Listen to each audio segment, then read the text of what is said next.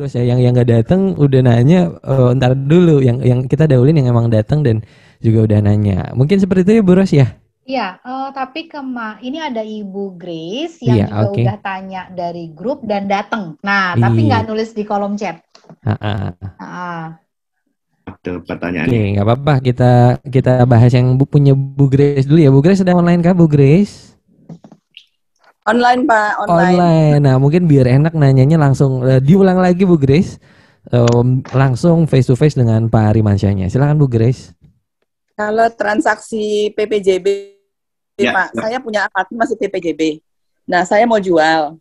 Nah, itu kewajiban pembeli apa, kewajiban penjual apa? Ya, siap Bu Grace. Jadi terima kasih pertanyaannya Bu Grace. Sebenarnya tadi sudah saya masukin dalam slide, mungkin akan saya lebih jelaskan lagi di sini. Terkait ketika PPJB sudah dilakukan, tapi kita akan mengalihkan PPJB itu kepada pihak lain, gitu kan? Nah, pertama kita harus lihat nih, apakah PPJB-nya sudah dibayar lunas atau masih berupa cicilan Bu Grace? Sudah lunas? Sudah lunas. Nah, ketika PPJB-nya ini sudah lunas, kita harus lihat juga terkait dengan pengalihan hak yang dimana diatur dalam PPJB ini, gitu kan? Nah, tapi pada umumnya PPJB ini boleh dialihkan, Bu, gitu kan? Boleh dialihkan kepada pihak lain dengan cara apa? Dengan cara perjanjian pengalihan hak. Jadi kita buat perjanjian baru antara Ibu Grace dengan si pembeli. Nah, itu nanti perjanjian itu akan menggantikan posisi Ibu Grace di PPJB Ibu. Oh. Gitu. Nah, jadi nanti pihaknya akan dirubah antara Ibu Grace dengan pihak ketiga, dan hak-hak yang Ibu Grace ada di PPJB itu diserahkan kepada si pihak ketiga. Itu di notaris ya Pak ya? Kenapa? Di notaris ya? Nah, itu di notaris nanti. Ya, ada notaris dan disetujui oleh pihak developer. Nah, disetujui oleh pihak developer. Nah, nanti selanjutnya ketika memang itu sudah ditandatangani, hak dan kewajiban Ibu selaku pihak di dalam PPJB itu akan beralih ke pihak ketiga. Dan selanjutnya penandatanganan AJB ketika memang properti itu sudah selesai, nah itu bisa langsung diserahkan kepada pihak ketiga tanpa perlu kehadiran Ibu lagi. Oh gitu. iya. Jadi melalui perjanjian pengalihan hak, Bu. Gitu. Iya. Ada BPHTB atau pajak penjualan, Pak? Nah, itu terkait dengan BPHTB itu kan karena belum merupakan peralihan hak, Bu. Nah, jadi paling yang harus dibayarkan itu hanya sebatas PPN. PPN? PPN. PPN 2,5%, Bu, dari nilai transaksi, Ibu. Dan Nah, itu nilai transaksi yang sekarang atau nilai transaksi awal, nilai Pak? transaksi antara Ibu dengan pihak ketiga. Oh iya. Nah, paling di situ juga ada biaya administrasi dari pihak developernya. Biasanya itu ada tertuang di PPJB. Terkait dengan pengalihan hak dari pihak Ibu atau pihak ketiga itu wajib membayar biaya administrasi kepada developer. Masing-masing pihak harus membayar biaya administrasi? Enggak, dari biaya administrasi pengalihan haknya itu aja. Nanti disepakati apakah itu akan dibayar oleh Ibu atau pihak ketiga. Oh, oke. Gitu.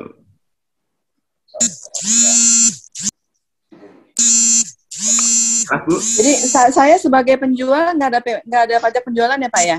2,5% itu ya Pak ya? 2,5% PPN, Bu. PPN itu kan atas dasar Ibu mendapatkan pendapatan dari peralihan hak itu.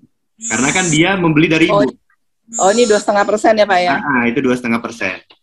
Tapi itu bisa disepakati lagi apakah itu ditanggung Ibu atau pihak ketiga.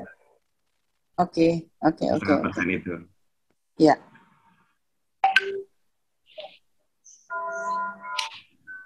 Itu. Ada gambaran mengenai biaya administrasi dan pengalihan hak dari developer, Pak? Nah, itu berapa persennya, Pak? Itu biasanya seharusnya kurang dari 1%, Bu. Oh, kurang dari Maksimal 1% ya? Iya. Maksimal 1% dari harga transaksi Ibu dengan pihak developer. Kalau Biasanya. diminta Tapi lebih, Pak? tapi itu nggak ada aturannya, Bu. Oh, Itu nggak ada jadi dia bisa aturannya. minta sukanya gitu ya, Pak? Ya? Sukanya. Itu ya harusnya itu disepakati pada saat penandatangan PPJB di awal. Oh, Gitu. disepakati dengan developer? Disepakati dengan developer. Oh ya, oke. Nah, Oke. karena seharusnya nih kita pada saat menandatangani PPJB, kita diberi waktu itu 7 hari, Bu, untuk meneliti atau menelaah isi dari PPJB-nya itu.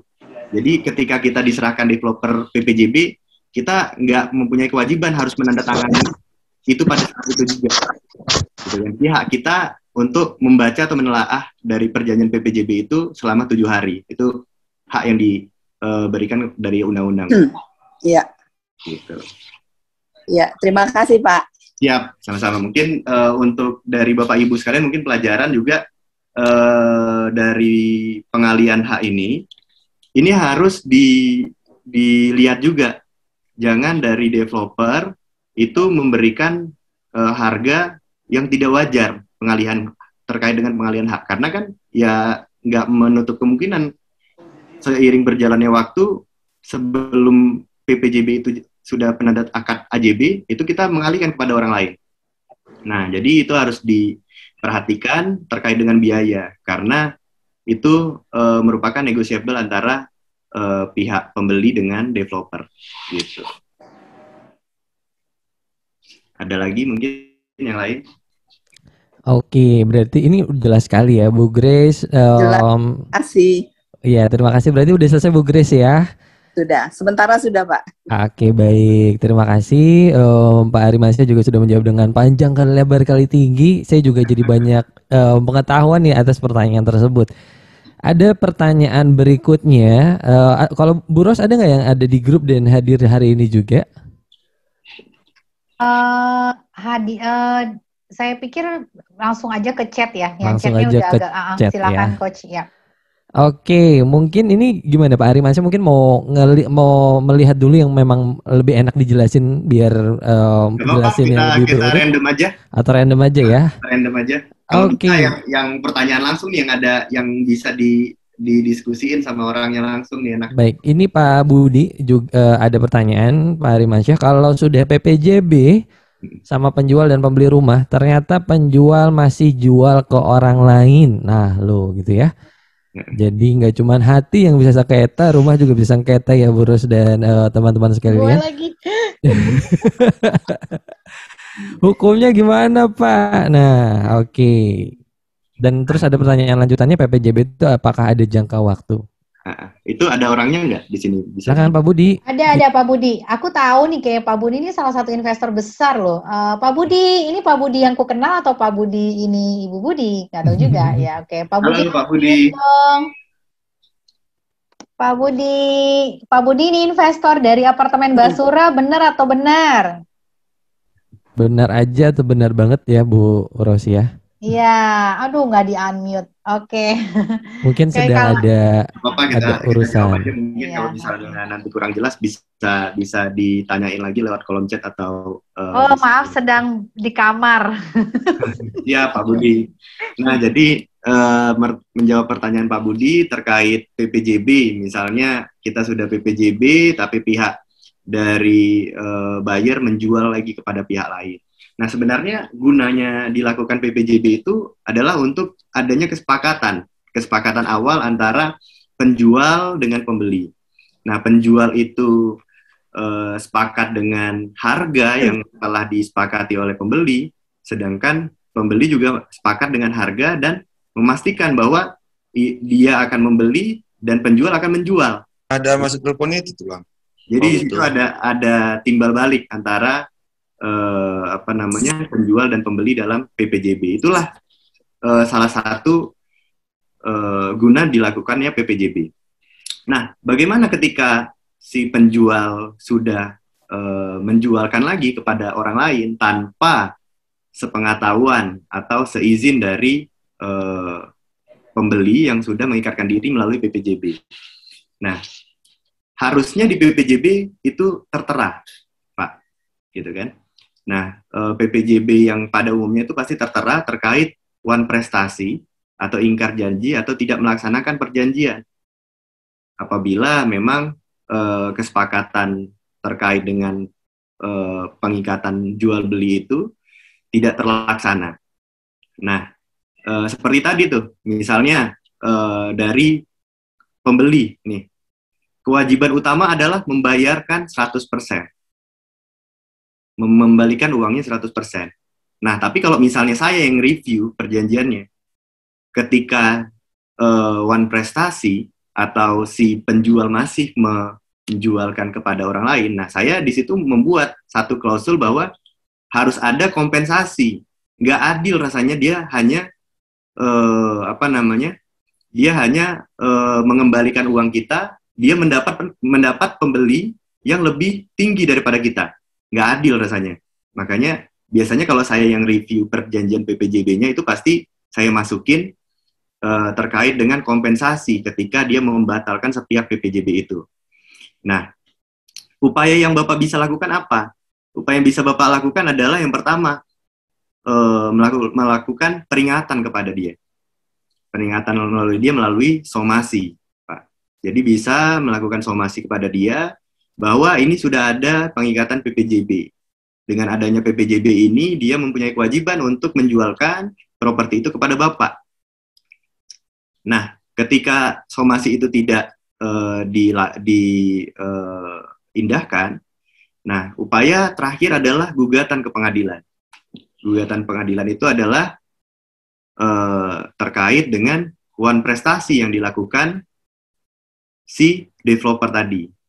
Nah, terkait dengan gugatan di pengadilan, nah, KUH Perdata itu mengakui adanya denda, ganti kerugian, dan bunga. Nah, jadi tidak semerta-merta dia mempunyai kewajiban untuk mengembalikan 100% dana yang Bapak sudah berikan. Nah, tetapi dia juga harus mengganti dari kerugian, denda, dan bunga. Nah, kerugian itu apa? Misalnya kerugian Bapak harus bayar lawyer untuk buat somasi sampai ke gugatan pengadilan. Bunga itu apa? Bunga itu misalnya ketika itu masuk ke bank, uang itu akan berbunga. Ya kan? Nah, itu patut dihitung juga. Dan pengadilan mengakui adanya bunga itu. Yang ketiga apa? Denda. Nah, denda pada saat apa? Pada saat kita sudah lakukan somasi, kita sudah minta pengembalian, dalam waktu berapa lama dia tidak juga mengindahkan itu, patut dikenakan denda.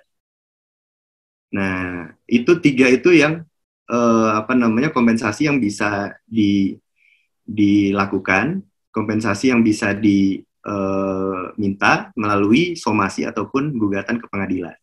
Gitu. Terkait dengan PPJB berapa lama? Nah, itu tergantung kesepakatan, Pak.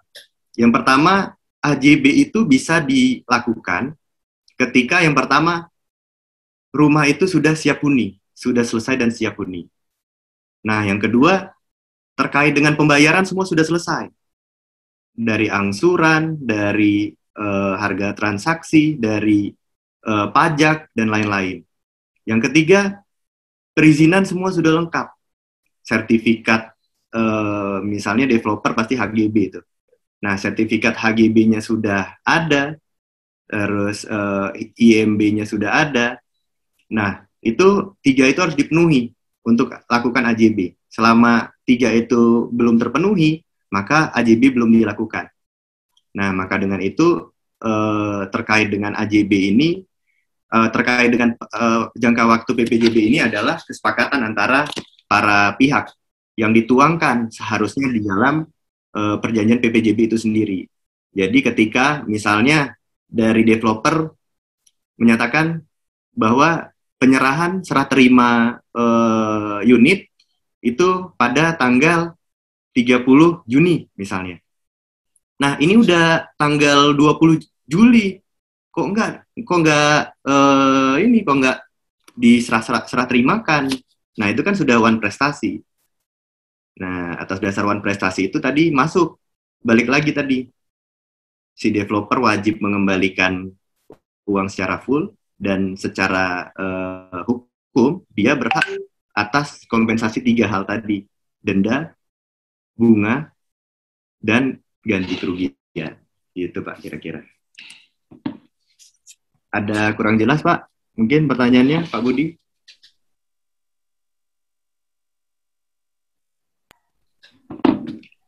Oke, jelas. Sorry, Oke. maaf nih.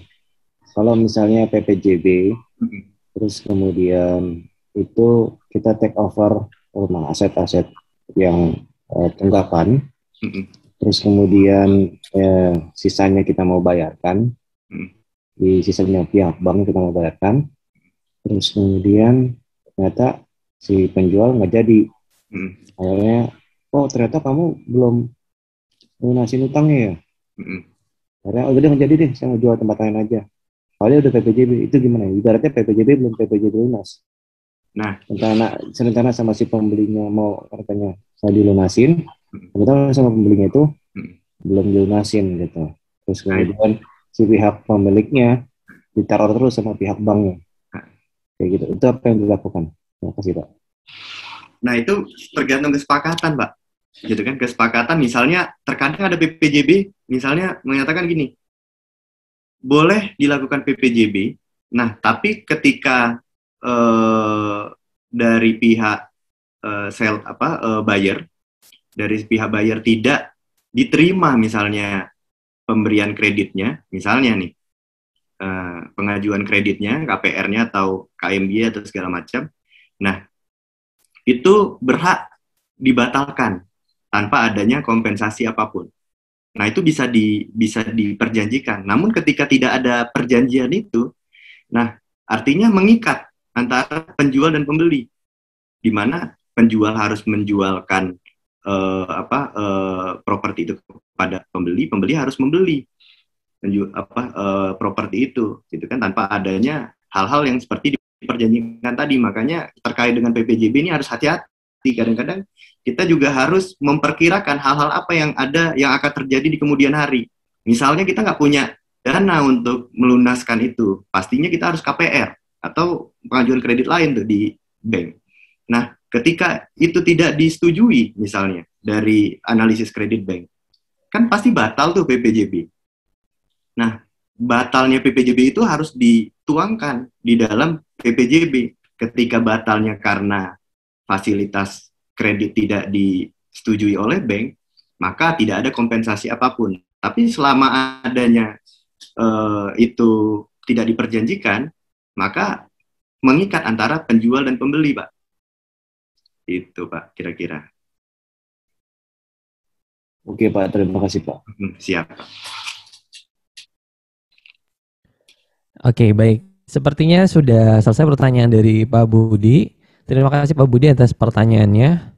Dan ini kita berasa dapat coach ini supaya tidak terlalu tegang, seperti mendapatkan sesi konsultasi dengan lawyer ya. Kalau itu bayarnya jam-jaman. Bener banget. Makanya aku tuh tadi takutnya invoice-nya nggak keluar dari coach Andra aja, tapi dari lawyer juga.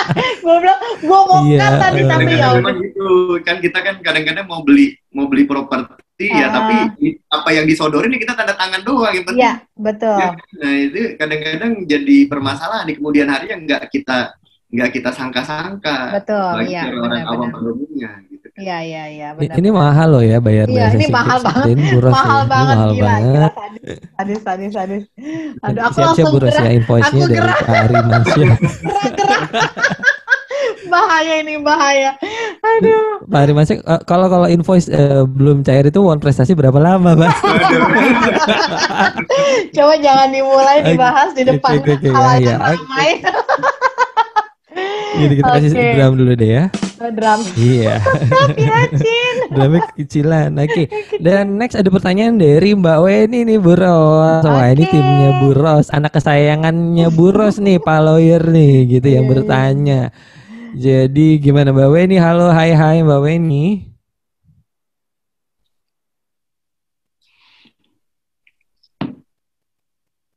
Ini kayaknya langsung lari. Wah, udah giliran saya dijawab. Tapi mungkin masih ada keperluan di rumah mungkin. Mbak W ini sudah on kah? Ini aku